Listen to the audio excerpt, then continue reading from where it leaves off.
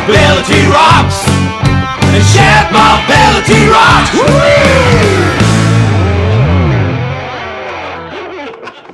I'm ready for the third session, and we will travel to another country, not EU, I guess. It's we go over the North Sea to the UK, to Leeds. Yes. Mark, can you come on stage? Or Antonia, please. So we already have 4 hours, 2 sessions gone, and now we're going to the UK for the next 20, no, next 2 hours, but we continue for the next 20 hours still. So welcome. Hello, Antonia. Hello, Matthew. Hello, Richard. How are you? Hi. Yeah, good. Thanks. Just trying to get my slides to share. All right, and I presume, Matthew, you will be the moderator of the UK session. Am I I will correct? indeed. That's correct, yes. Pleased to be here. Looking forward to it. Well, we have still like 2 minutes, and we would like to ask the participants to put in the chat which country are you from. All they are from the UK, or do we have some Belgian people, or maybe some South American people, or North America, or even Australia? Canada, USA, fantastic. Somebody is in the USA and in Greece. That's marvelous. Greece is the 51st state of the United States. That figures. Yeah. So, a lot of beautiful countries are passing in the chat. I love it. It's great to see that shared mobility is so attractive in the whole world. And with this event, we will show it to the whole world, and all local studios will talk about shared mobility in their region. Antonia, do you mind stop sharing your screen? We still have an intro presentation for this session. Then we can say a little bit more about Shared Mobility Rocks in general. Yes, we will. So, Shared Mobility Rocks. We started this morning at 12 o'clock. I guess it's 11 o'clock at that time in the UK. And now we are ready for our third session. But Shared Mobility Rocks, maybe we can talk a bit about the concept. I am Jeffrey, and this is Angelo. And Angelo, you are working for Taxistop. Tell me, what is Taxistop about?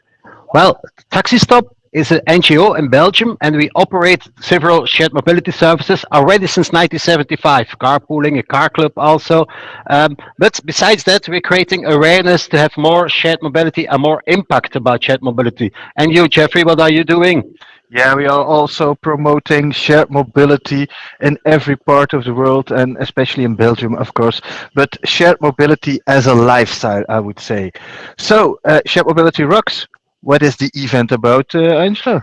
Yes, it's already the third event, but the first online. And part of the event is having fun, if creating rocking vibes, but we are doing this to achieve something. And this is more livable and accessible cities and regions by supporting or promoting shared mobility. And also, this is our vision by connecting it to other modes of transport, sustainable modes like cycling and public transport. And especially for this online event, it's our mission to do that in every part of the world. Every part of the world. Well, yeah, this is what it's all about. Every part of the world. We have 10 studios in the coming 24 hours. We will do 12 local sessions, and we have more than 70 expert speakers on the topic of shared mobility. Moreover, we will do 6 continents of the world. So that's beautiful. And if we are talking about the participants, Angelo, can you tell me a little bit more? Well, we have participants from 65 different countries, 1,100 participants. And do you know, Jeffrey, they have shared their favorite rock song on the registration form. Yeah, you know it. Hey, of course, you had to do it also. And now we have a playlist, 41 hours of favorite rock songs with some special Japanese songs in it also. So listen to it. And there's also something we have to tell. This session takes 1 hour and a half. After the session, we have a 30 minutes intermezzo. And during the first 30-minute intermezzo, we have special rock stars coming.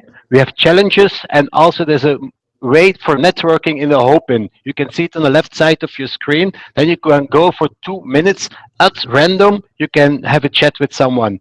And especially after this session, we have someone from Vancouver, Canada, a shared mobility rock star, Sandra Phillips. So don't run away after this session. So, and we're also going to do the tour of Ghent. It's a kind of gamification from our team. On the Shared Mobility Rocks website, you can find everything about this topic. But before I give the floor to you, Matthew, I would like to say my favorite rock song is based in Leeds, and I can't choose between Sisters of Mercy and the Kaiser Chiefs, both in Leeds based. If I would pick the Kaiser Chiefs, I would say I predict a shared mobility riot. If I would say Sister of Mercy, I would say the Temple of Shared Mobility Love. But right now, we give the floor to Leeds, and the world is listening to you. Good luck. Good luck. Thank you, Jeffrey. Thank you. And welcome to Studio Leeds. So we're broadcasting here from the UK, and we're actually broadcasting for across the UK. So we've got people in Leeds, we've got people in London and various other places. So I'm Matthew Clark. I lead work in new mobility at the consultancy Steer, and I'm also the chair of COMA UK, who are coordinating this session. So I'm delighted to host this event and welcome attendees from across the world. So as I mentioned, COMO is coordinating this particular session, and COMO is an organisation that works to demonstrate the benefits of shared mobility across the UK. So you can see on the screen Antonio Roberts, who's going to be talking about shared bikes, Richard Dilks on the right, who will talk about shared scooters, and I'll invite Beth from CEREX to talk about shared cars in a moment. But I thought I'd just introduce the session by saying a little bit about shared mobility in the UK, anticipating an international audience. So first of all, terminology. In the UK, we like to do things a little bit differently. So we call our car sharing car clubs. I can't tell you why, but we do. So car clubs were first introduced in the UK in Edinburgh and London, and the exact date is beyond my memory, but certainly more than 25 years ago. Now the largest market for car clubs is in London, with both one-way and round-trip offers. We have an extensive community-led sector in more rural locations, and we've had some interesting innovations in recent years, such as testing hydrogen vehicles and the development of peer-to-peer business models. So thinking about bike share next, the first major scheme in the UK was introduced by Transport for London, the London Cycle Hire Scheme, which was launched back in 2010. At this point, most schemes were public sector funded. The Transport for London scheme has gone from strength to strength, and it saw its busiest days in the summer of last year during the current pandemic, with people anxious to ride bikes and trip lengths around double what they have been in the past. As in many places across the world, we saw a growth in dockless bike share in recent years, which disrupted the market and shook it up. Some of this was good, but there are obviously some challenges that we've seen. As such, there's been increased recognition of the need for public funding and management across bike share in the UK, and also growth in the use of e-bikes. So let's talk a little bit about e-scooters. So the United Kingdom has been very slow due to existing legislation thinking about e-scooters, and they haven't been legal in this country until the summer of last year, and then only as shared pilots. So schemes which Richard is going to talk a little bit more about, but it's needless to say there's been quite a lot of activity in that world in the last 6 to 9 months. So outside of those three shared modes, in the UK there's a lot of other activity as well. We've seen some mobility as a service pilots, we've seen some on-demand minibus implementations, and also mobility hubs being developed. Now, one of COMO's key roles is in developing and updating the evidence base on the impacts of shared mobility to be used by policymakers when making plans and strategies. And today we're going to start with 3 speakers who will share the latest and emerging analysis and insight into shared mobility in the UK. We'll then have a quiz to make sure you're paying attention. And finally, we'll move to a roundtable with some shared mobility operators, local authority practitioners, and we've got someone from a data platform as well. And just to remind you, this session is being recorded, so you can come back and see it later. And as we go through the next three presentations, we will go to questions directly afterwards. So if you can put any questions you have in the chat, and I'll come to those once we've had our three presentations. So first up is Antonia Roberts from Como UK, who's going to talk about the Como bike share survey from last year. Antonia, over to you.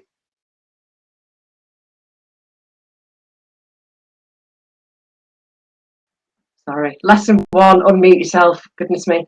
Hi everybody, I hope you like my new picture on the wall from the last Shared Mobility Rocks event that I was at, and also a t-shirt. It's a real shame not to be in a nice brewery in Brussels, but how amazing to be able to speak to Japan, Beirut and Australia at the same time. So thank you all for joining. Como UK, we're a charity. We're here to promote the development of shared mobility. We've been around for 21 years. We work very closely with public and private sector, sharing knowledge to help create really successful schemes. We're a part of the Share North consortium, so we've learned a lot as well from working with our colleagues in Europe. And one of the things that we've been able to contribute, and a big part of what we do, is research. So over the last 21 years, we have been collecting evidence of the impacts so that can help to inform decision-making, funding, and the design of schemes. So I'm going to talk a little bit about bike share. This is our fifth year of doing a bike share survey to users. And it's great because it's then provided a real bank of knowledge to show the consistency of some of those key metrics. Although there are a few surprises, obviously, from last year with the COVID year, made things a little bit different. So I've got sort of 8 key snippets for you. The actual full report is going to be out in about a week's time. You'll be able to find it on our website. But here's a sneak preview for you. So first of all, I really like this. We really always see consistently that bike sharing helps to even out the gender split of cycling. This might not be an issue for some of you in other countries, but in the UK, cycling is still pretty much dominated as a male activity. But there's something about bike share, how it's set up, that it makes it more accessible to whole different groups of people, which leads on to my second fact, which is the fact that nearly over half of the people that we survey consistently over the years say that they were either brand new to cycling or had come back to cycling after a year or more. Because we're taking away the barriers, it's providing low cost, easy access. You don't need to think about storage and maintenance. You can pick up a bike in a park and put it back whenever you're ready. And a nice quote I had from the survey this year, which helps to illustrate this, is, I'm a 53-year-old man who hadn't cycled in years until I began using the Swansea scheme in 2018. The experience taught me just how many cycle paths there are in Swansea and effectively opened up the region to me. And I'm fitter than I've ever been in my life before. That's good to see these kind of quotes coming through. Next, thinking about public transport. So this is really different from previous years. Normally we consistently see a very strong link between the use of public transport and bike share for those first and last miles. This year, actually, journeys were way down, but instead people were saying that that bike share provided a really good alternative to public transport when we were being encouraged not to get the bus and the train. And this was really important, particularly for key workers. A lot of the bike share operators provided either free or discounted passes for key workers to really support people in that time. Okay, and then other people use bike share just to help them get an exercise, get them out and about. And so I've got a quote here from saying, I started using bike share in lockdown for something to alternative form of exercise.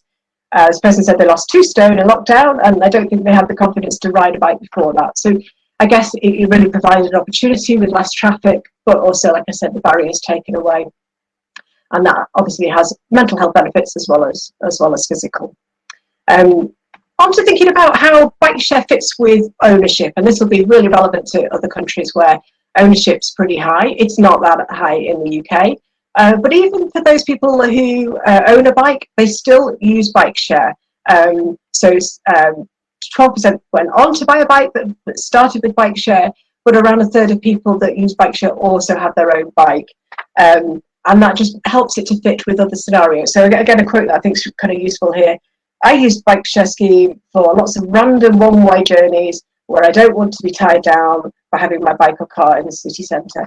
So it just shows it provides that kind of flexibility like a taxi does to a car ownership. Thinking about how bike share affects car use, we asked 2 questions. We asked people about what their previous mode is. And I'm always astounded by how high this is. There's some regional variation in terms of how it goes, but generally we've consistently seen that a lot of trips beforehand were done either by private car or by taxi beforehand. And so providing bike share is a really good alternative to that. The second question, which is related, is about generally how do people reduce their or increase their car use. So if we look at the sample as a whole, 36% said that they were using their car less often as a result of joining the bike share scheme. But when we took at the subsample of e-bike users, that went up to nearly half. Now, our sample of e-bike users is growing each year as fleets are increasingly including e-bikes. But that's really encouraging because the e-bike is just shifting that mode of transport slightly nearer to the car in terms of its flexibility. And then the last stat from me is just about how bike share is going to be seen alongside scooters and mixing different modes. So we asked people about if they had a choice of pedal bike, e-bike or scooters, which would they go for? And there was a real kind of mix. And I just think that just illustrates how bike sharing, they complement, it works as a really good complement against other modes. And you know, the more shared modes that we can get out there, the more choices, the more flexibility we're giving to people. So that's my whistle-stop tour of our survey. As I say, the full report will be online next week. I'll post the link for you in a second in the chat. And yeah, we'll do questions at the end of the 3 presentations. Great. I think. Thanks very much, Antonia. Yes, as Antonia says, if you put some questions in the chat, we'll come to those after all 3 presentations. So, Antonia, if I can ask you to stop sharing your screen, I'm going to invite Beth to the stage, and then she can share hers. So, Beth Morley works with Cenex Consultancy, and they've been undertaking the Como Car Share Survey for the most recent year. So just waiting for Beth to join.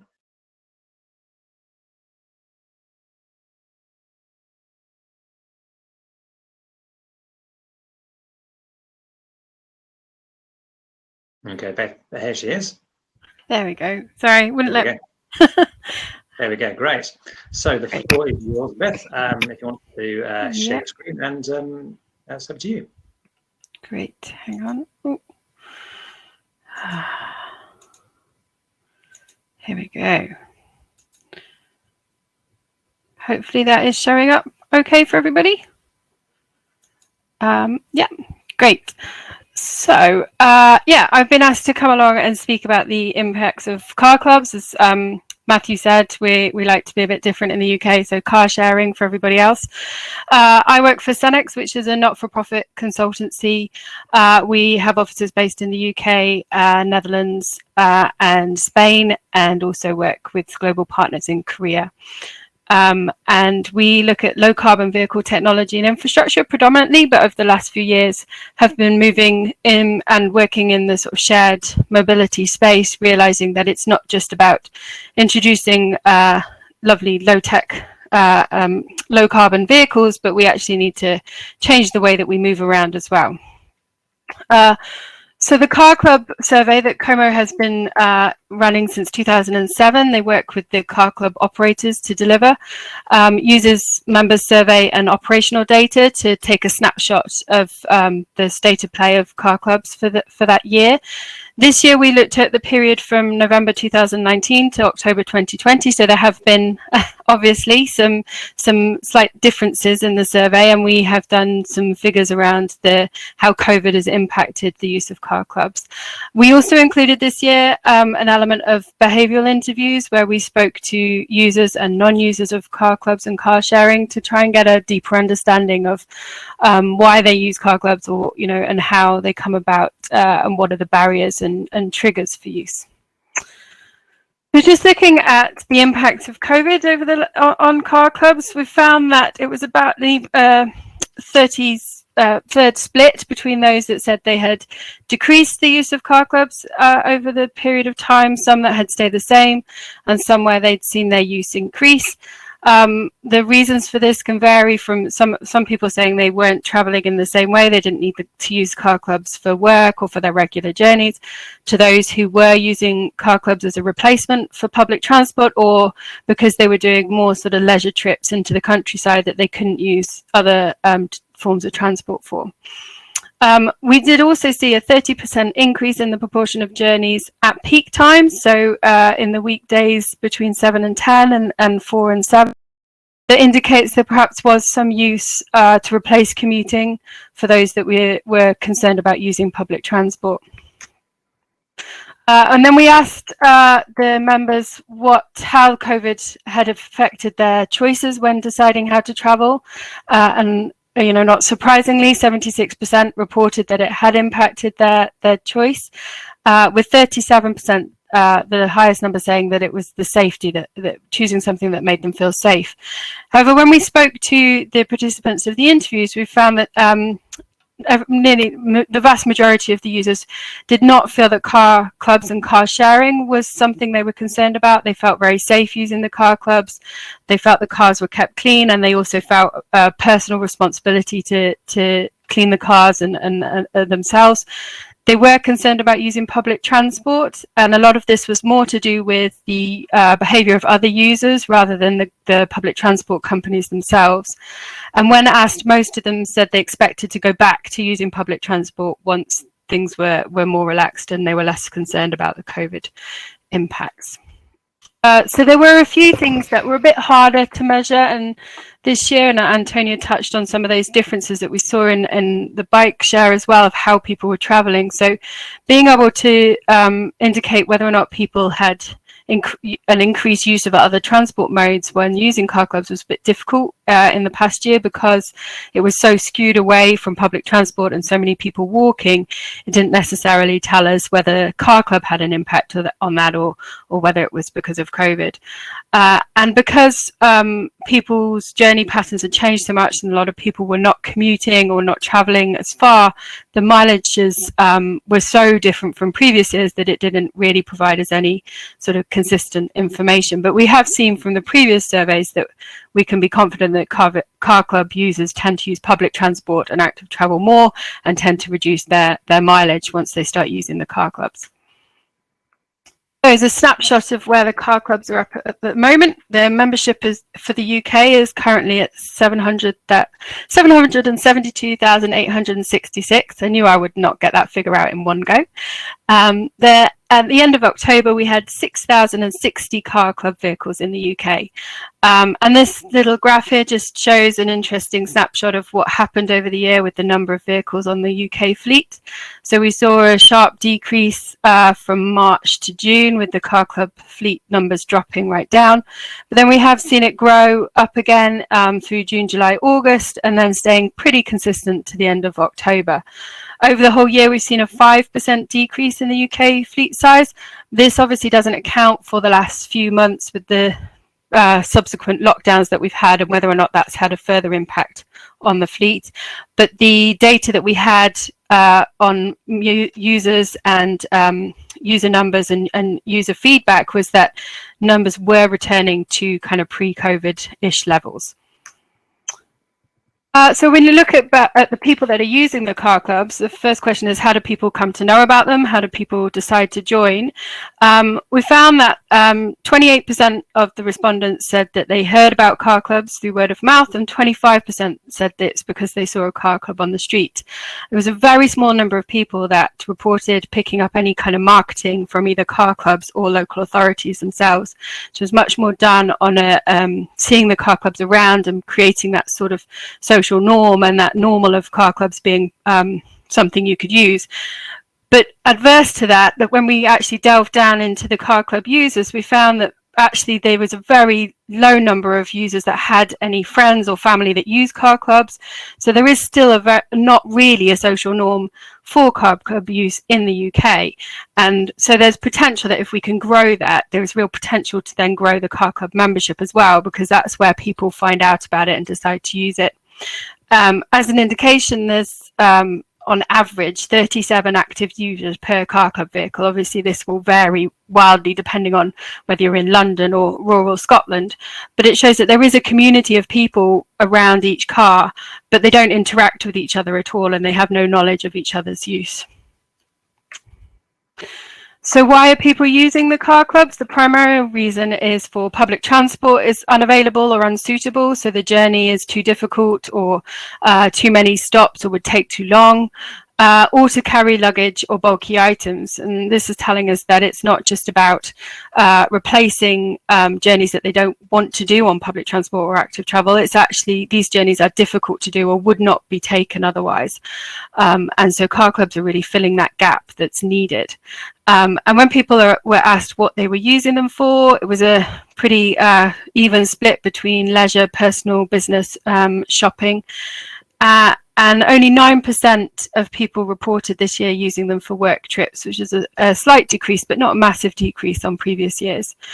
The biggest increase that we saw was from personal business, which we were sort of defining as anything that didn't fall into those other categories, such as leisure or shopping.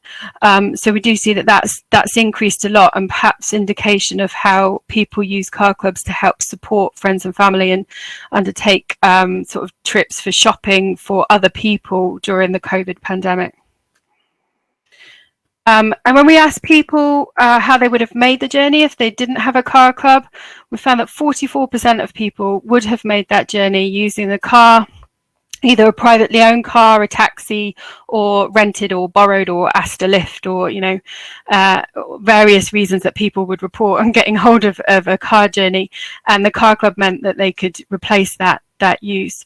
And then we found that 19% of the journeys wouldn't have happened at all. So when you look at that, it's a very small proportion of journeys that were already being done by the bus or by active travel that car club is replacing. And there's a caveat with the mass transit, so bus, tram, underground and train figures, that obviously, again, this is within the COVID year, where figures of using those types of transport has dropped significantly. So that might be even lower in a sort of a normal year. And then when we look at the carbon emissions and how green the car club fleet is in the UK, we found that the average car club car is 26% lower than emissions than the average UK car. The fleet has significantly fewer higher emitting vehicles. They are nearly all ULEZ compliant. I think there was a very small number that were actually on a private fleet that were not ULEZ compliant, and they're all safer. And when you look at the the well-to-wheel carbon emissions of the car club fleet based on their mileage, if you replace that with an average UK car, it would be the equivalent of adding an extra 979 cars to the road, or the equivalent of the CO2 absorption of 5,500 trees. So we see that the car club, by using car clubs, there is a significant reduction in carbon emissions.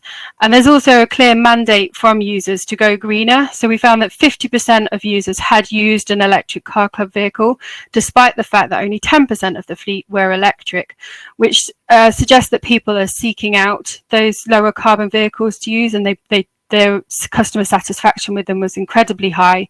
The only concern an issue that people had was getting to grips with the charging infrastructure. So we estimate from asking people whether they'd reduced the number of cars they owned or whether they'd not bought a car because of car club, that the average car club vehicle in the UK replaces 16.4 private cars.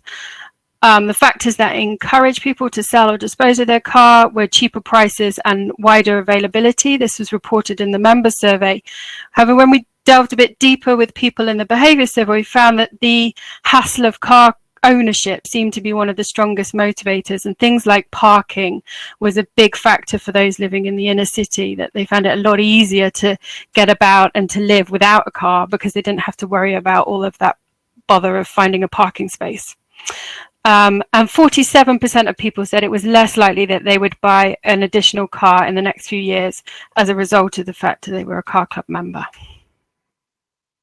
And the final thing, this is one of the first, I think it's the first time Richard or Antonio can correct me if I'm wrong, that the car club survey has been done across the whole of the UK at the same time. So many times it's been done looking at Scotland, looking at London, or looking at England and Wales separately. And coming from the data that we've got across all the regions and the various different locations, there's been a really strong evidence of this. The motivations and the purposes of patterns of car club usage is significantly different for rural, suburban and inner city members. 44% of rural respondents reported that joining the car club, they joined the car club because their employer joined, and this is in comparison with 9% of inner city members. 75% of rural members owned a car prior to joining, whereas only 57% of inner city members, and 29% of rural respondents drove to pick up the car club car, which suggests the use of the car club for a second car replacement, as opposed to only 2% of members in the city centre, in the inner city, who tended to not own a car and use the car club and public transport and active travel as a lot more of the whole package. So I think that is a whistle-stop tour again, and as Antonio said, the car, like the bike share report, the car club report will be coming out later in the month with all the information and with separate information for the regions as well. So thank you very much. Thank you. Okay. Great. I'm going to invite Richard Dilks from Como to the stage now, and he's going to talk about emerging things from e-scooter trials in the UK. Richard, it's over to you. Thank you very much, Matt, and hello everybody. I'm Chief Exec of Como UK. I'm very sorry on many levels to not be in a brewery in Belgium or whatever other physical location with you all. But just as Antonio said, great to be able to be in touch with people right around the globe. And an exciting time for Como with research. As you've just seen, we are just about to release, I think, some really interesting stuff. For e-scooters, the UK is in a different position than with shared cars and shared bikes. E-scooters are unlawful here in the UK on public land.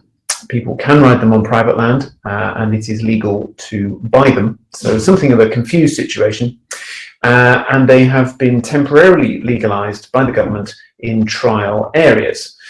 So given that this is for shared schemes only, this seemed of a real interest to us, both in terms of how these schemes perform within themselves, what the user data shows and experience is, what authorities' experience is, what non-users' experience is, but also how do these e-kick scooters interrelate with other forms of transport. The government has not yet taken any firm decisions about whether it will legalise in this sector or not, and therefore no decisions about what it would legalise either. And it has also not taken decisions yet about whether to extend any of these trials, because these trials run for a year only, and they have start times. So the earliest of them got going end of July last year, 2020, but some, in particular London, have not yet got going at all. So we have quite a spread of time there. It seemed likely that there will be some extensions, but this remains unknown, and also it remains unknown whether there'll be any future set of trials or whether we stick with this existing crop. Thank you, Antonio, who is driving the slides here. So hopefully on the screen you can see our map of the trials which have launched. You'll notice immediately this is just England. We do not have any trials in Wales, and we do not have any in Scotland. That requires a bit of legislative work in both cases, although some confusion about exactly how much. But anyway, for the moment, it's England only. You'll see London is missing from that map, as that trial has not yet launched, but it is close to doing so. The majority of trials here are single operator, with a range of operators, and you can see their logos there.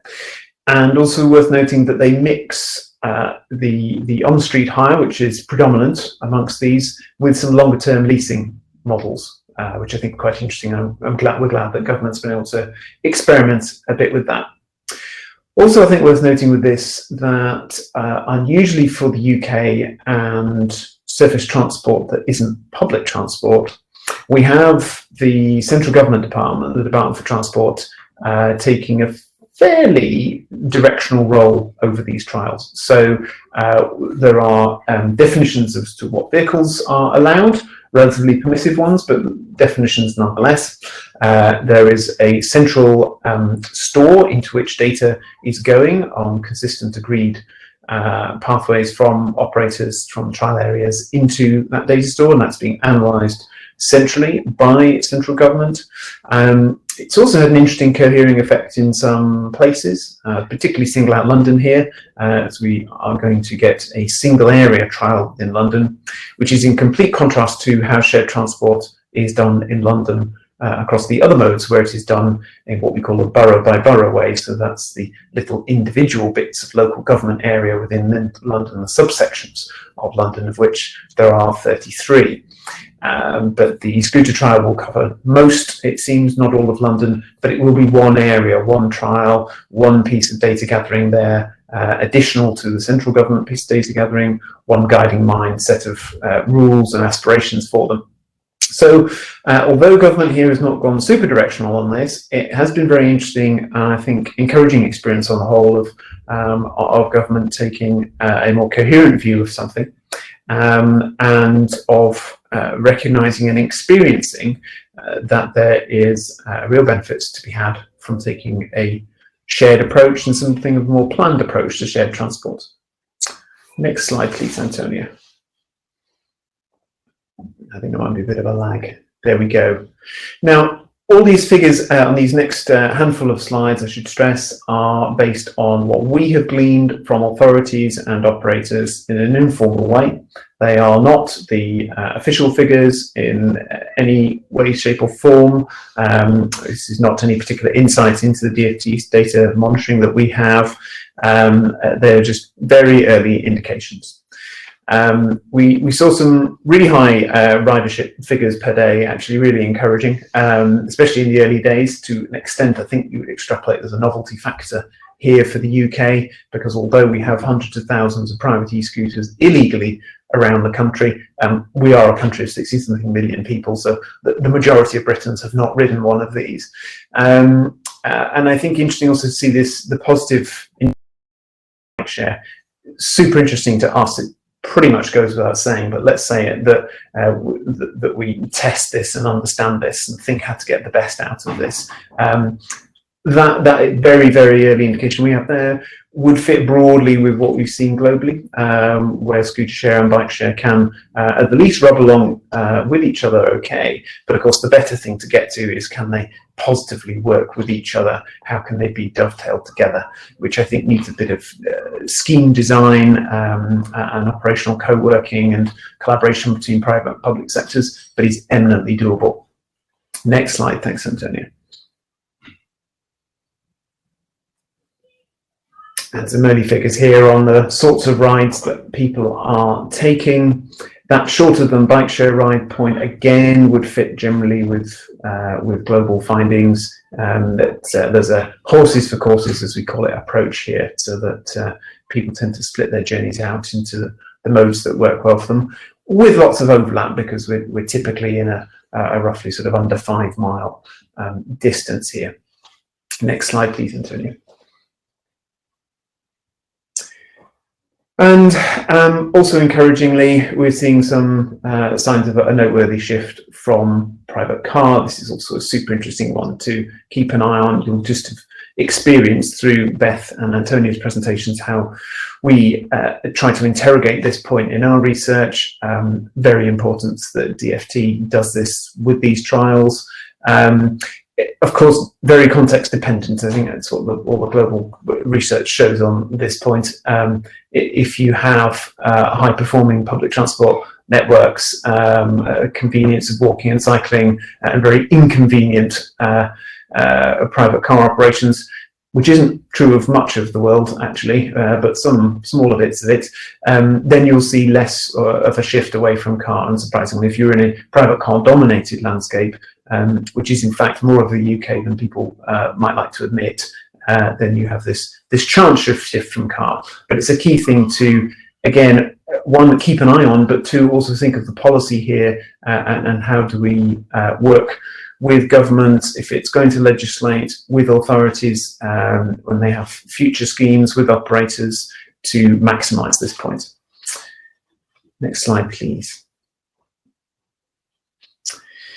So just a couple last slides on what we are thinking about now and thinking we might go to next. Training is one of the areas where our government here hasn't gone in terms of prescribing anything. The operators all offer something here. We're having a look at is there a role for a national standard here, and if so, what would that best contain?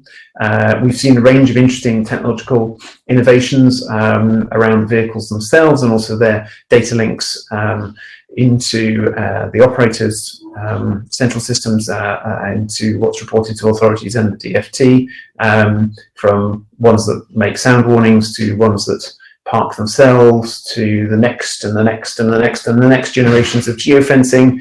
I think this is all you know, these are things that are happening around the world with these devices, but it's positive for the UK that we're getting to experiment with these in a safe but real world environment. And I would attest to the speed of learning which is going on here, which is frankly not something the UK is terrific at with innovations in transport. But here we have quite a widespread number of trials with decent levels of ridership. And it's been refreshing to experience mitigations that are happening sometimes in days and weeks rather than months and years. Antonia, next slide, please. Thank you.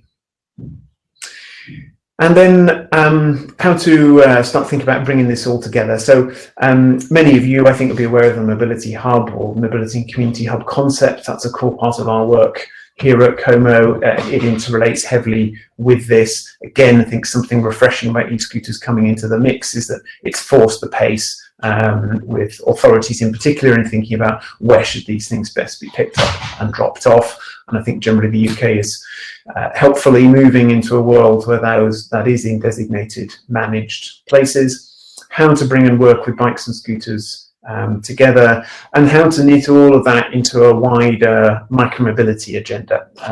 It's part of conversations we're trying to take forwards here, because there is a huge amount of common cause for things on two wheels, which is not to say they're all the same, it's not to say they all have the same dynamics, and we are, of course, as a country in a world where we don't have legislation that defines what these vehicles should have by way of wheel size or acceleration rate or outright power and so on, lots still to attend to, but huge amounts of commonality as well in terms of safe, appropriate routes for these things to take.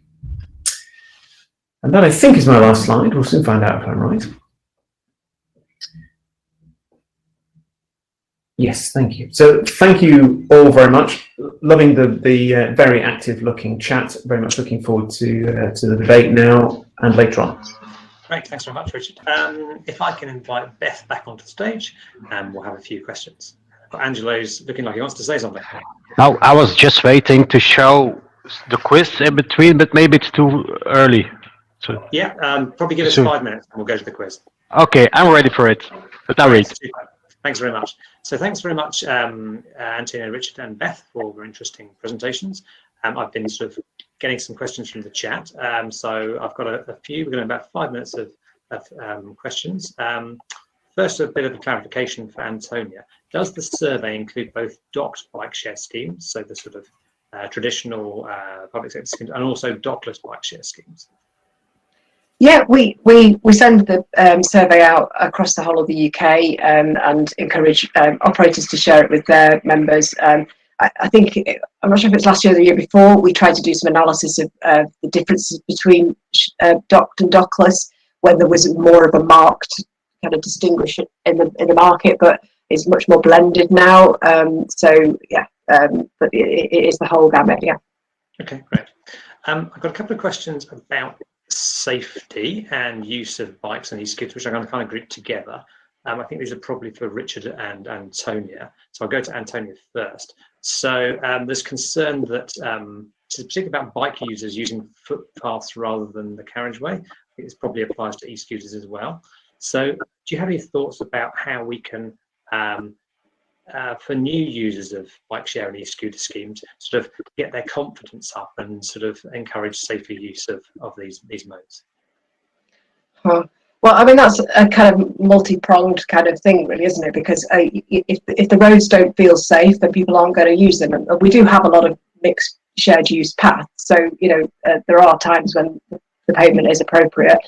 Part of our accreditation that we run, which is the standards for bike sharing, is to ask operators to actively work in terms of cycle safety. So they all have different ways in which they do that, digitally or linking through to schemes that are happening locally on the ground.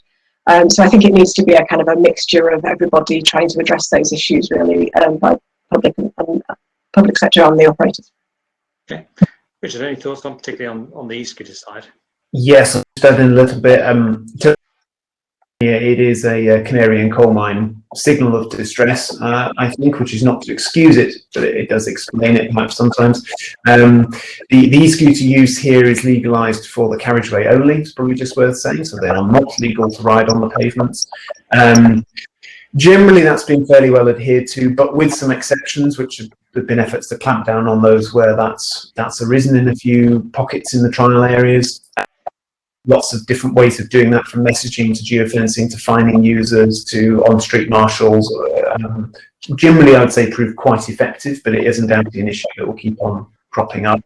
We also have a very big variety of, let's call them shared use spaces. And actually, it was interesting watching and liaising with government as they try to get the right secondary legislation to cover all the different kinds of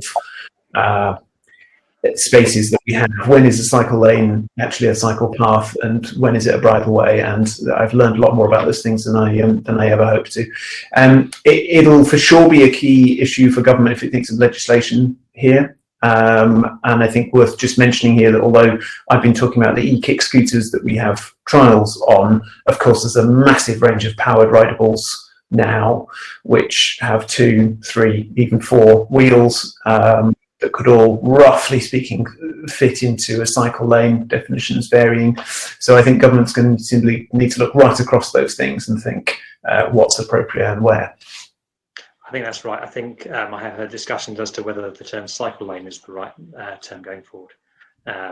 Maybe we should talk about the car road. I don't know. I can see reasons. You know, I'm not going to open that one up there. Beth, I have a clarification question and then a wider question. So I've got a question about emissions reductions and a question as to whether the emissions reductions were calculated on the assumption that users didn't use their own cars, and also whether they included anything to do with people using active modes as a replacement. So the emissions reductions are based on the information on the car club fleet. So just on the car club car and the fleet itself. So it doesn't take into account particular users' behaviour. So it's looking at the car club fleet as a whole and how much lower emissions they have as a whole, and how that would compare with an average UK car. And there's a lot more detail in the report on the kind of different types of car and sizes of car and all that kind of thing. Yeah, hope that so makes sense. Potentially some additional benefits if people are using cars less as well. Yeah. Great. The second question, so I think you noted, you mentioned that car clubs are not a social norm. That was your interpretation, and we've got about 775,000 members, which is good. Given that comment about social norms, how can we grow the membership to, let's say, 1 million members? That's a nice round. Well, that's kind of the million-dollar question, isn't it? Okay. I mean, I think one of the things from the behavioural interviews that we did, and the thing that came out of that around the social norms, because you can get a little bit distracted about social norms, is that, and it's come up in the questions, there were people talking about, you know, what is actually the main mode of transport for car club users, and particularly in the cities, that the car club members and users aren't driving around in car clubs all the time. They're bus users and their bike users and their walkers, and then the car club is there for them as an extra support. So it's, I guess the social norm really isn't necessarily about car club use, but it's about lack of car ownership. And there's some interesting stuff there about those people living in central London or traveling into central London who, when discussing the sort of idea of driving into the centre of London, just thought that was a ridiculous notion. Why would you ever do it?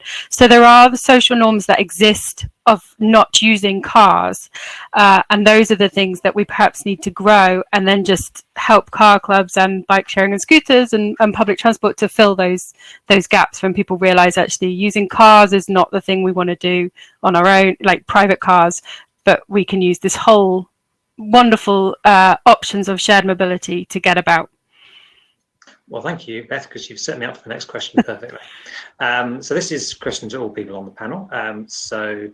Question about shared modes and how complementary they are. So someone asked a question about what's the mileage point that UK users go for different modes, sort of bikes, e-scooters, e-bikes. I think I'll add to that. You know, is there a synergy across these, or are we competing? I'm happy to open that to the floor.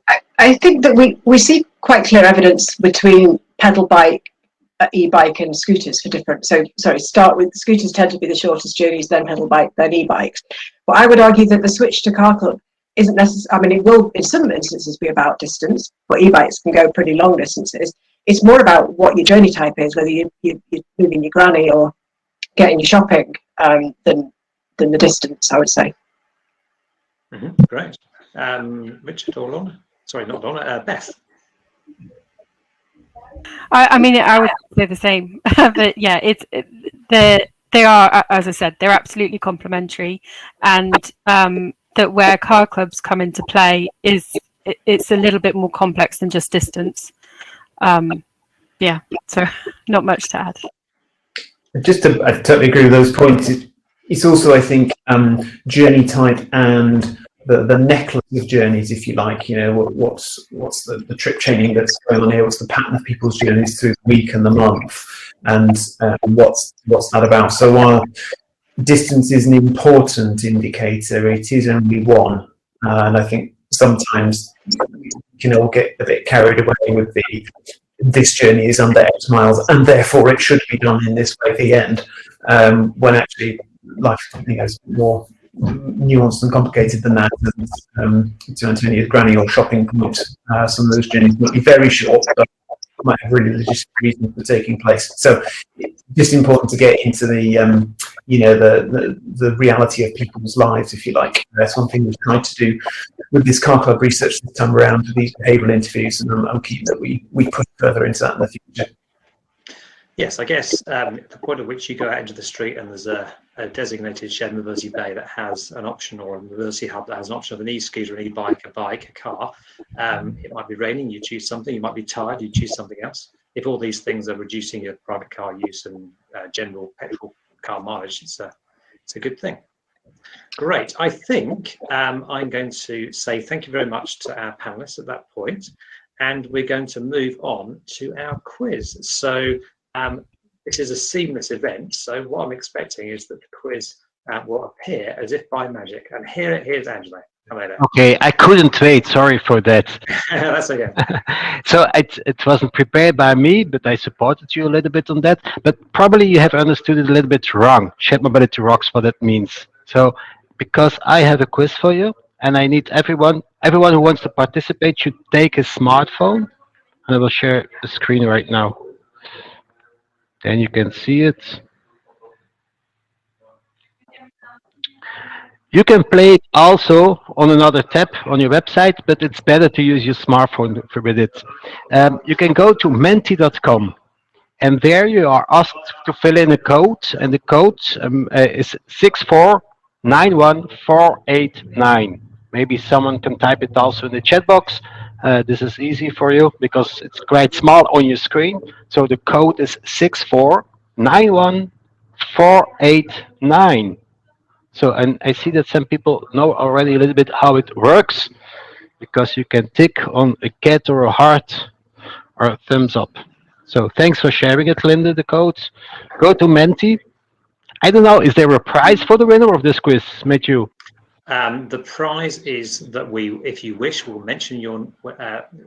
There'll be more than one person who can win because there are 4 questions. So it's the glory of knowing that you know all about the UK. Yes, but you don't know it yet. But the faster you answer, the more points you get. There will be probably only one winner. Okay. Well, that Could send them some socks, Angelo. Shared Mobility socks. Okay, we still have pairs of Shared Mobility socks. Okay, so I will start the quiz. Are you all ready?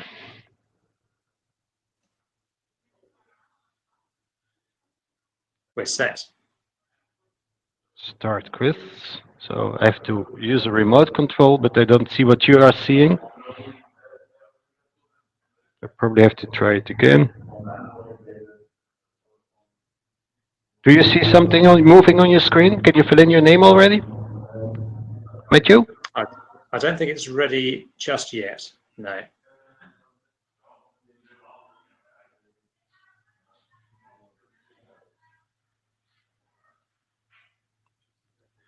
It says the quiz is not open, Angelo. Oh, I see it open, but it seems that it's able. Well, I was using a. I will do it in another way. I was using a remote control. Now it will work. Okay. Yes, it is working. So, shall I take them through the quiz, Angelo, or would you like to do it? Okay. So I think if you enter your name on the first page, and then we get through, and it says answer fast to enter more points. So here we go. What colour are the UK rocks visible from Calais? Quicker the better.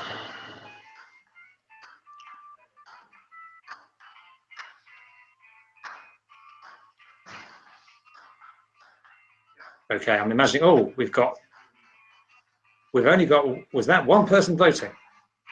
Oh no, we've got 56, 58. Excellent, and you can see the answer there, perfect. Okay, shall we go to the next question? Okay, question number 2 is, what is whiskey and ice also called? 3 options there.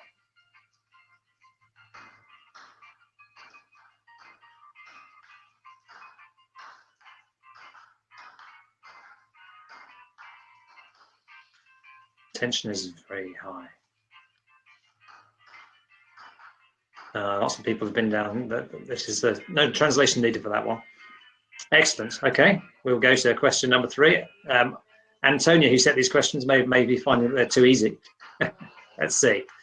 Okay, and the leaderboard so far, we've got. Oh, look, it's a tie between. What's going on here? I don't understand anything here. Right, there we go. Don't know. Question 3. What is Blackpool rock made from? Slightly harder, I think. Maybe.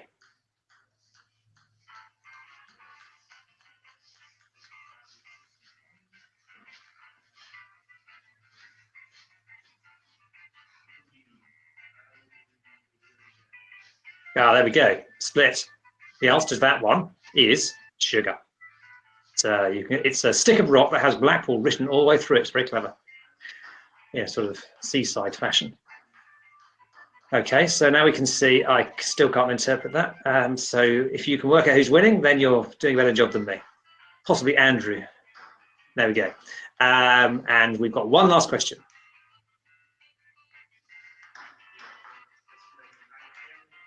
Okay, so what is planned at the famous Celtic stone monument, Stonehenge? And 3 choices here.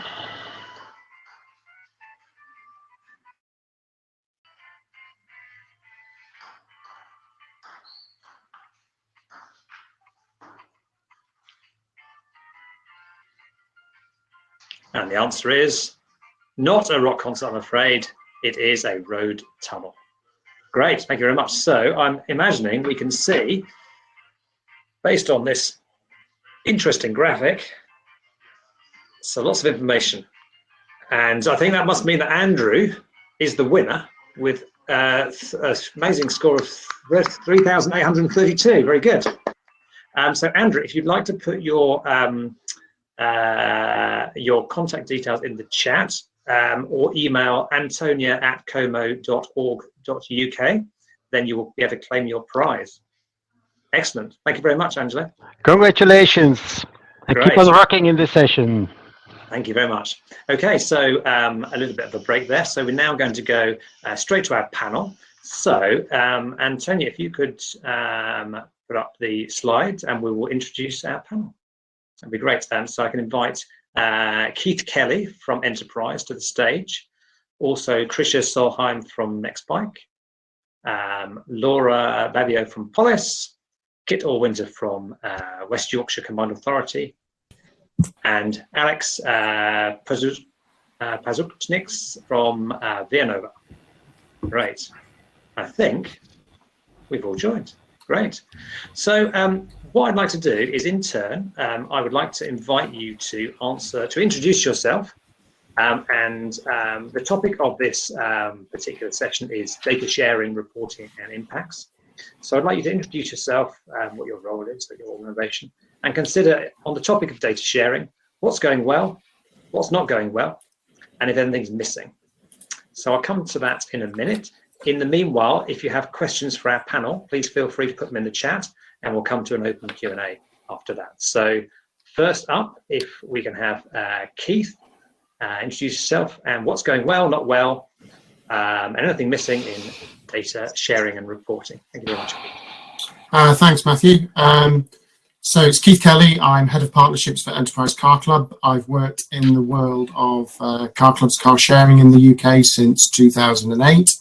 From my point of view and Enterprise's point of view, I think the thing that's going well in terms of data collection and sharing is the fact that we've had a long and consistent period of surveys like the survey that Beth has just gone through. And I've already made a note and cascaded the magical figure of 16.4 vehicles being taken off the road for every car club vehicle.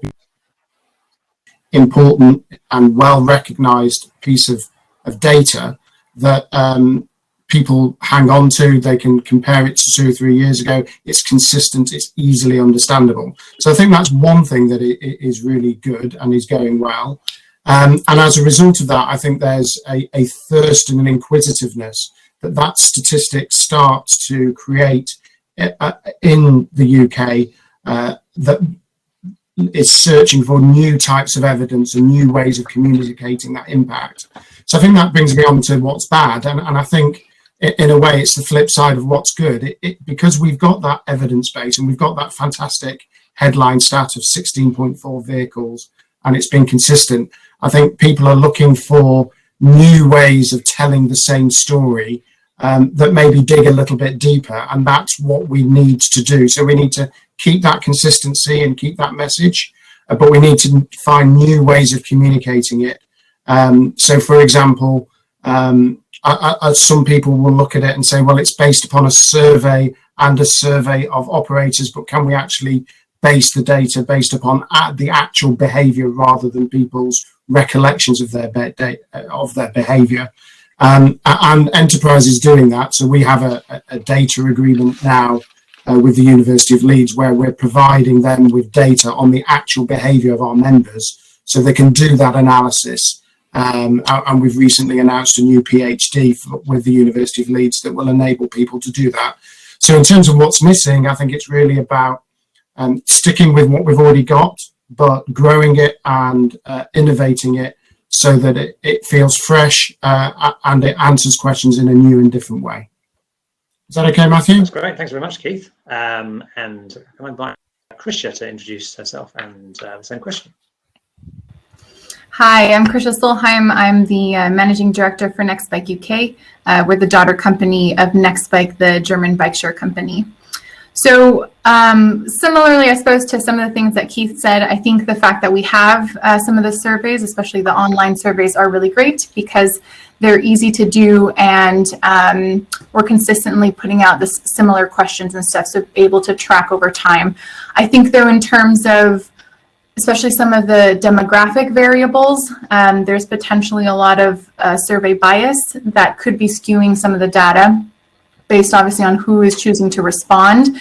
And I think, you know, that's especially important. Well, it's always important, but especially in terms of the conversations that are happening now, in terms of who is using our equipment, you know, in terms of race and ethnicity and gender, it would be really great to see more in-person surveys at stations specifically that would help us kind of capture potentially a whole other silent group, and then also help us compare both methods and see if actually, you know, the online surveys may be capturing what it actually looks like well enough.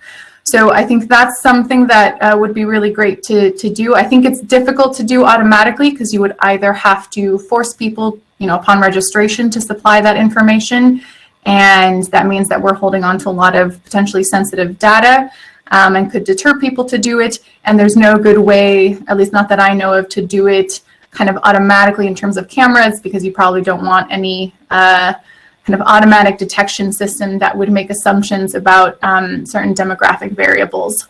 The other thing I think that would be really interesting is, you know, most cities have modal split data before bike share comes in, but not necessarily directly before and after.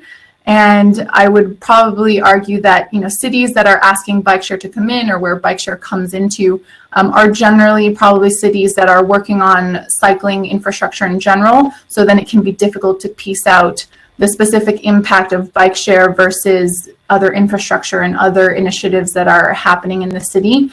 So it would be really great to be able to gather data right before implementation, and then kind of immediately after, maybe at something like quarterly intervals, to take also that seasonal variability into account, while also looking at the impacts of other modes as well. So if you take, you know, two systems where, you know, maybe there's only 100 rides happening in system A per day, but there's 1,000 rides happening in system B per day, at face level, you would assume that system B is the more successful one. But actually, if it turns out that the 1,000 rides are all coming from people who used to walk, and therefore the size of the active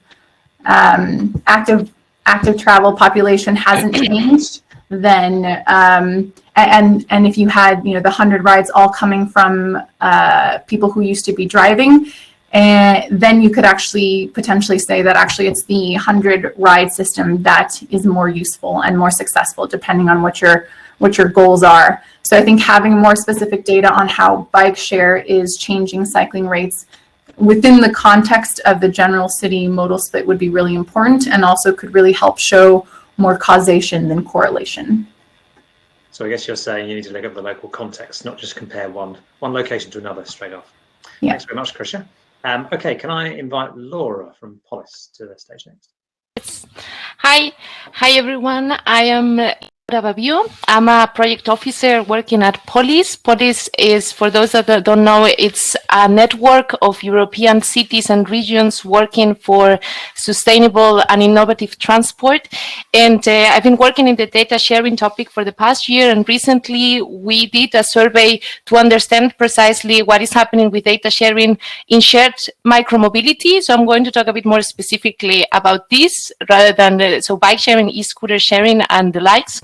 And what we found out very recently is that the sharing of the data in general is happening, not for everyone, not between all the operators, but most of them, and it is happening. And what we also know is that what a good thing is that the cities are using data, but they are using this data in general for general purposes, so really for monitoring and understanding rather than for specific purposes. So this is something where I think that it's missing, where there is a lot of potential and specific purposes, meaning for infrastructure planning or for road safety and such. And one of the good things is that there seems to be a lot of a cooperative spirit in, I mean, of course, that we want more. There is always, everyone always wants more, but still it seems that there is a cooperative spirit on how to use data to improve the overall transport.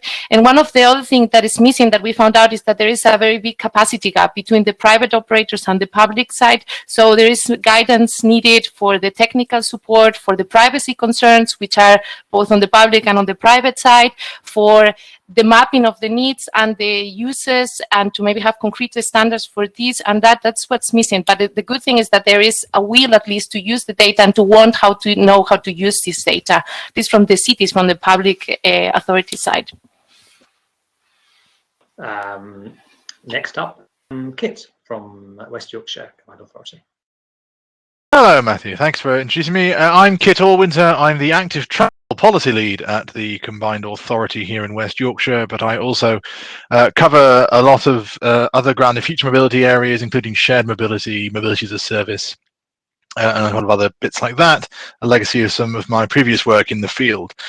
I think it's an interesting question of what's going well, what's not going well, and what's missing. I think what is going well is to reiterate what Keith and others said, is that, and Christina, is that we have this great survey, we have the information, 16.4 cars replaced by Car Club. We know with bike share that it brings new people into cycling, or people back into cycling, which is really, really good. And I think that is a fantastic story we need to tell. And Keith said we need to find new ways of telling it. I think what's interesting is that the facts are great. What we don't have, what's going less well, is that awareness, both amongst decision makers in public sector, but also particularly amongst the public. I can't remember what the most recent figure is, but I remember looking at the DFT once, and something like only 28% of the population knew what a car club was, which therefore actually bodes the question, Matthew, maybe we can change the name to car share and fit in with everyone else, and no one will mind that much. But so we've got things here about how we can make it all fit together and create this alternative to car ownership, or multiple car ownership within a household, by using the stories that we've got, by using the narrative we can create to show how it all works. And I think that comes into the whole data sharing piece, is that it's not just about sharing data with the local authority from the bike share provider, sharing data from the local authority from the car share provider, showing share data with the local authority from the bus operator. It's about how actually, when we look at those three data sets together, we all might pull out different information from it that's really interesting, and actually help create a more strong and attractive alternative. And it's really about working together and making it all fit together that I think is where we need to work. And it's the work that Como UK does in that space is really useful. Just as I was typing a question up, that was very good. Thank you very much. Alex, you're up next. Sure. Good afternoon. My name is Alex Bezhikanex. I'm the head of policy at Vianova. Vianova is a European company that serves as the bridge between cities and mobility operators, particularly as it relates to data. I think, as Laura mentioned, kind of in the sharing of data space, something that's working quite well is the sort of development and adherence to standards. Generally, there's widespread acceptance and adoption of a few key standards with a little customization here and there, but it's enabling it to be quite easy to compare both modes within a city, and also the performance of various shared mobility activities across cities. That's incredibly valuable for policymaking, and it means a lot less effort from a technological perspective in dealing with multiple different standards. I think one thing that is not quite going as well as it could be is the iteration process of now that cities have data, what do we do with it, right? How do we evolve regulatory approaches, incentive approaches, infrastructure on the data that we're receiving? The first step is that ingestion. The second step is, the trick from going from information to data is actually processing it and articulating a policy response as a result. And then I think one critical thing that could be different, particularly in that front, is the way that data should inform investments and return on investment from a climate perspective.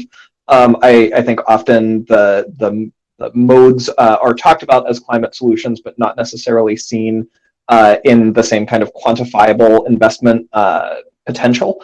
And so I think there's a real possibility to use data that's being harnessed to actually make decisions so that cities can meet their 2030, 2050 climate targets based on the performance of shared mobility.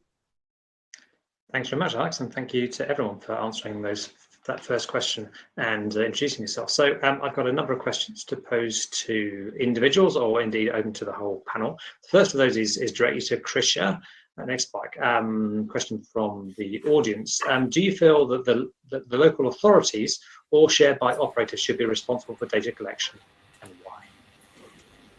I think similar to kind of what multiple people have been saying, bike share doesn't happen in a vacuum, and so you need to have the context around it in terms of the other modes, but also what is happening with cycling infrastructure. So I don't necessarily think that it should be just the local authority or just the bike share operator sharing data and analyzing that data. I think it's important for the bike share operator to provide context around the data that they provide. And again, going to standards of what does this actually mean in the context of Nextbike and in the context of X city, because actually, yeah, that might actually mean something completely different in a different city or with a different bike share operator. So providing that information is really important to actually help build something that makes some sort of sense and actually is useful, and yeah, does lead to some specific action as opposed to just, oh, well, this is nice data. Thanks very much. Yes, the point about nice data, I'm going to jump to another question. So do people think that the skills exist to analyze all this data? And is there a danger that we specify data for data's sake that doesn't get used? Okay, I'm going to go to Alex because he's nodding.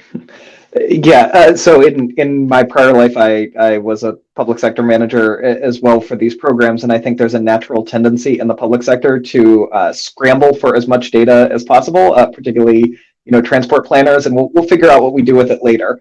And the reality is that that's number one, not the way the private sector operates, and number two, there is a cost in time and energy in interpreting and analyzing that data.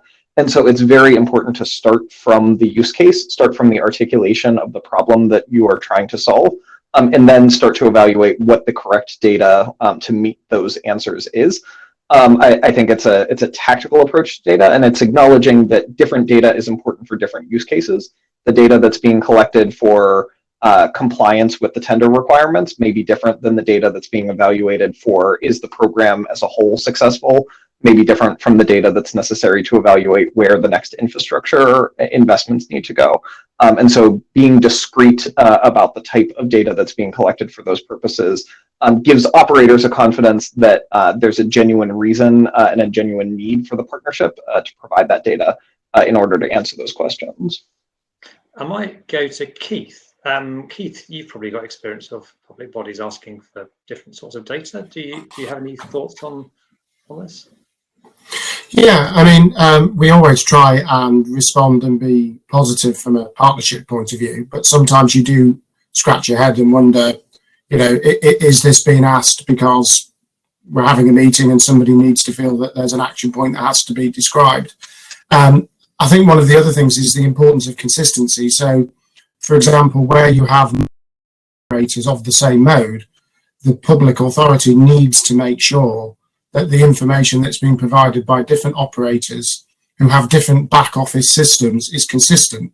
And I can remember several years ago providing utilization information to the borough, and then realizing that I was providing it on the basis of a 24-hour utilization, and one of the other operators was providing it on the basis of a different utilization measure. And yet the council hadn't clarified that, and neither the operators had made it clear the assumptions that they were making when they provided the information. And that's why Enterprise, along with other operators in the UK, have participated in a project with the RAC Foundation and Imperial College to actually set out a sort of standard data for local authorities, so that that process can be more efficient and be more transparent and therefore of a higher quality. I think that's right. I think I've seen that data in different standards and consistencies, and I've also been involved in projects where I've requested data from a partner council, and they've sent me a lot of emails that have been sitting in their inbox, which misses certain years, and we've all been there. I think the other thing, Matthew, is the obsession with data can sometimes stop people actually developing the types of case studies, the talking heads, the actual real life experiences that communicate to policymakers what we're all trying to achieve. And sometimes, you know, whether you like it or not, a graph doesn't always excite everybody. And sometimes you need a story, you need a community telling their story about what shared transport is doing for them. And you need quotes and you need people, and you don't just need figures. You need both. Yeah. Would anybody else like to come in on that particular topic? Okay. All right, I'll go on to the next question. So this is a kind of follows on a little bit from this. So shared mobility is often being asked for its evidence base because it's new and people are a bit unsure in some cases. I'd argue that car sharing is not that new. Bike sharing is not really very new either. E-scooters a little bit newer, but constantly being asked for evidence. You know, show me some evidence. Here's some evidence from Paris. Well, that's not London. Show me some evidence from London. Well, that's not this bit of London. Existing modes such as the private car are long established and aren't, whilst maybe more damaging to our environment, aren't asked for this evidence. Is this right? And if not, how can we turn this a little bit? Kit, I think, is waving at me. Yes. I mean, obviously, as a man who spends a lot of his time working to create space for sustainable modes, be it bus, be it bike, be it even reallocating parking bays towards car club vehicles rather than the private car. As you say, we're always asked to make a business case. We've got to look at the negative impact on drivers, and then we've got to try and demonstrate that whatever nominal costs and we're using to measure well-being and all this, you know, all the stuff in TAG adds up to make it into a sensible idea. Whereas, as you quite rightly said, you know, at no point did we ask for cars to be full with traffic. We never start from the base position of if we've got X amount of space and we need to move Y number of people through it for the economy to function, what's the best way of us doing that? At which point the private car would instantly fall foul of most, I think, measures. So how we change it, I think, is how we need to really look at the appraisal method that we use for transport schemes in this country, and looking at beefing up some of the externality costs potentially is one way of doing this. So that would downgrade a lot of car investment. The fact we still value car drivers' time as being more valuable than the time of people on bikes, even though they could be the same person because it's all based on existing data, you know, that's still a problem. And I think also we've got to ask about what we really want our transport system to do. And if we start from first principles, we might get some very different answers. The trouble is that much as the government, or we in WICO as well, you know, and other combined authorities, TFGM and TFWM and all that, we can all say all the right things in our strategic cases. We can all say how much we want a vision of everyone sharing and dancing and, you know, walking around in flower-strewn meadows all the time. But the trouble is that when it comes down to it, decision makers look at the BCR, they look at that economic case, and that's the one that sways people, and that's the one that's easiest to model. That's the one that's easiest to model based on cars, and therefore we end up back where we started. Thanks, Kit. Would anybody else like to comment? Yeah, just as a note, kind of in addition to that, is there's just always a lot of talk about, oh, well, we need to do a feasibility study first for bike share. And what ends up happening is the feasibility study takes, you know, a year and a half. A local authority spends, I don't know, probably the same amount of money it would cost to put in a small bike share system. No offense, Matt. On a feasibility study, and then what it ultimately ends up telling you is, yeah, maybe you should put a bike share system in, and like some of the planning location, you know, some of the locations will work and some of the locations won't work. So I think a lot of the feasibility studies that happen probably could be avoided, and just very specifically, it's okay, let's, instead of do a feasibility study, let's just plan the system and then just implement it. And if it doesn't work because we have to adjust 1, 2, 3 things, then fine, that's okay. It doesn't have to be the perfect model. It doesn't have to, you know, take everybody off the road. It just has to be something that we can do now. And, you know, I say that for bike share, which bike share, you know, compared to, you know, bus and train, has shorter turnaround times, and you can actually feasibly put something in and see what happens within a year.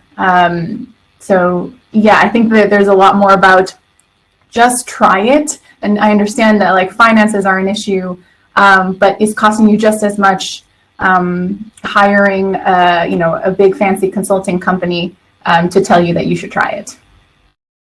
Well, and to potentially, if I can build on that, to be comfortable with the idea, dare I say that like some of the services or some of the way that the operations will run will inherently be unprofitable, right? Which I think is a difficult framing, because I think that in most political conversations, it starts from an understanding of like this needs to be self-sustaining, or it needs to sort of have the profit motive baked in. But the reality is that public transport like is a public good, and shared mobility is public transport. And I think that there's a paradigm shift that we as a culture kind of need to get more comfortable bringing into the discussion, especially as the climate commitments that various government agencies have made for 2030 start come barreling down on us, and the cognitive dissonance between where we are and where we need to get becomes more apparent. Yeah, I think that's quite valid about whether things that seem to be loss-making or profit-making. I think if we look at the amount of money that an individual spends on their private car, and then the amount that's spent on maintaining the infrastructure that surrounds that, I think we would see that that's a heavily subsidized mode, which is great discussion. I'm going to bring us back to data, my job. So there's been a lot of chat in the chat about indicators on e-scooters. You think, well, what's that got to do with this conversation? This conversation is about data. So, and I can see some chat. There's also people talking about how cheap consultants are. Well, we won't get into that. So if we're trying to decide whether to put indicators on e-scooters and to decide do we need them, how could we use data to help make that decision?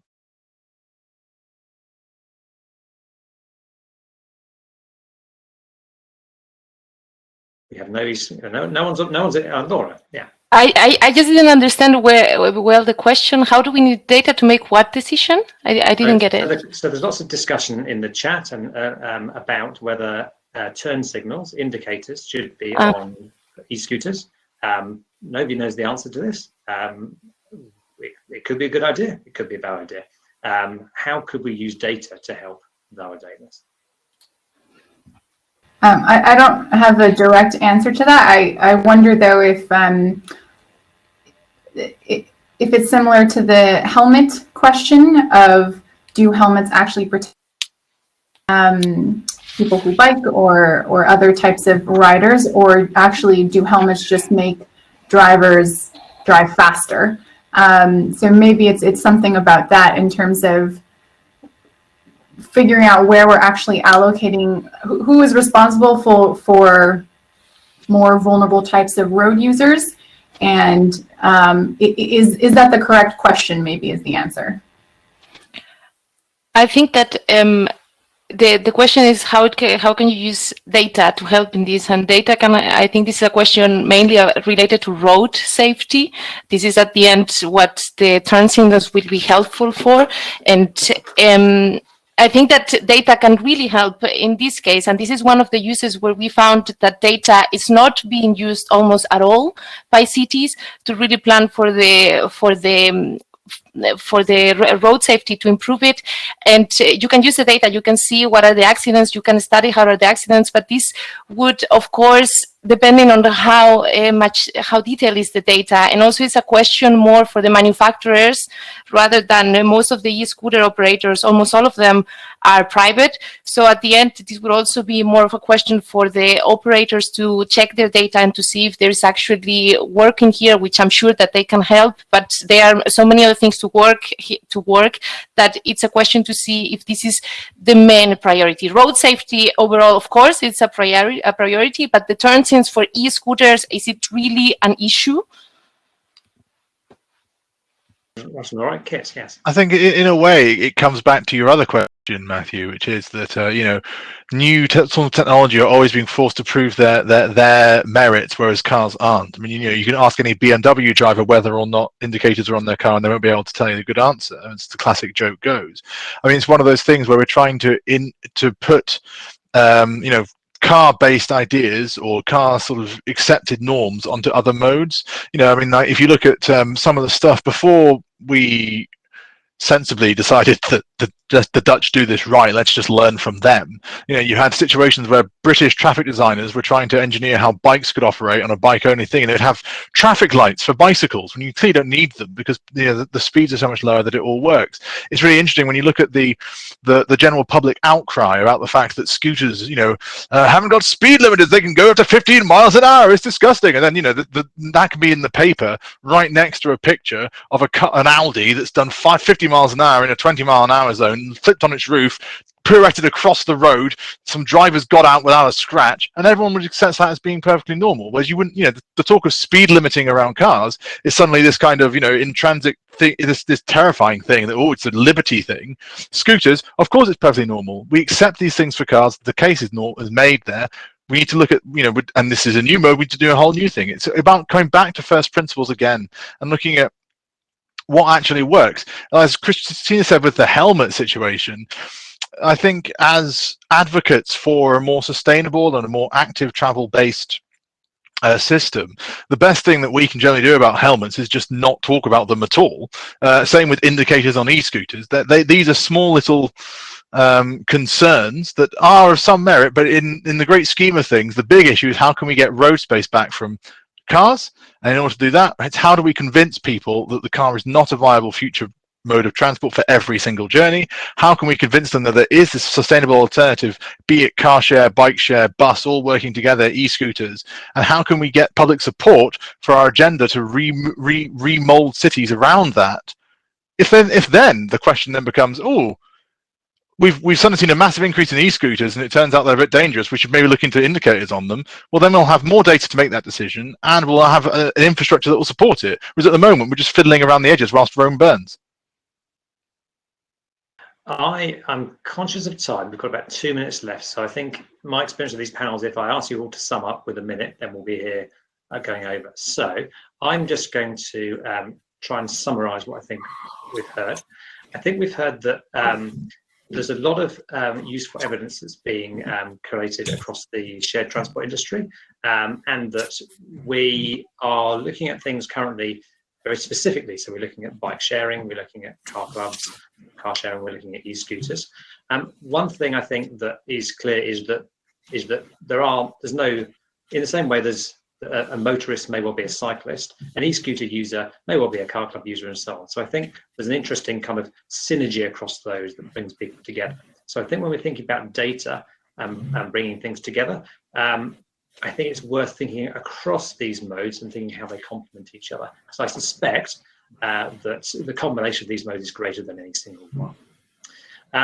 The questions that we haven't had time for is how data sharing can create a more joined up transport system. I also wanted to touch on mobility as a service and how data is going to be vitally important to that. But I guess what I'd like to leave you with is that we'd love to get to a point where we can take out our phone and use all these different services together. The important thing is that in order to do that, we need to have those services in our communities and cities. So let's work on that first, understand the data that benefits, then we can integrate and bring them all together. So I think with a minute to go, I'm going to thank all of our panel, Keith from Enterprise, it's just all moved about. Keith from Enterprise, Laura from Polis, Krisha from Nextbike, Kit from West Yorkshire Mobile Authority, and Alex from Villanova. And I'm going to hand back to Angelo. Thank you very much.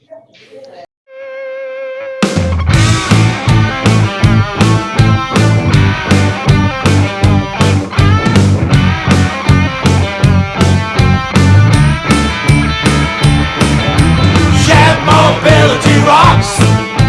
Shared mobility rocks. Shared mobility rocks.